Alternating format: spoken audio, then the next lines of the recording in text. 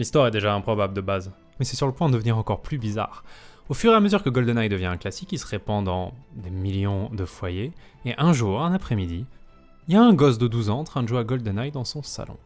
Sauf que ce gosse s'appelle Max Spielberg. Et au même moment, il y a son père, Steven Spielberg, qui débarque dans le salon et qui s'avachit sur le canapé et qui regarde son fils jouer. Bon, je le dis au cas où, Steven est un réalisateur de cinéma qui a fait 2 ou 3 trucs plutôt célèbres et il a toujours beaucoup aimé les jeux vidéo.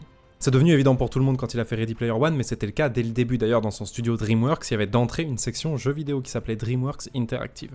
Maintenant, vous connaissez aucun des jeux de DreamWorks Interactive parce qu'ils ont tous flop. Il y a ceux qui ont flop parce qu'ils étaient trop bizarres pour plaire au grand public et ceux qui ont flop parce qu'ils essayaient de faire des trucs que la technologie permettait clairement pas encore. Mais c'était pas de mauvais jeux, c'était pas bâclé, c'était des jeux extrêmement ambitieux, juste. Ouais, peut-être trop. Et à ce moment-là, Steven est un peu déprimé. Parce qu'aucun de ces jeux marche, et DreamWorks Interactive perd énormément d'argent. Mais cet après-midi-là, sur son canapé, quand il voit son fils jouer à GoldenEye, il voit les balles brillantes, il voit les bruits d'ambiance, il voit les objectifs de mission, il voit l'immersion, il a l'œil du réalisateur, il crame ce que Rare est en train d'essayer de faire. Il réalise qu'avec les moyens de l'époque, on peut mettre énormément d'immersion dans un jeu vidéo. Et je pense qu'à ce moment-là, il a vu le potentiel du FPS en général. Je pense vraiment qu'à ce moment-là, il a vu tout ce que le genre pourrait faire dans les années à venir.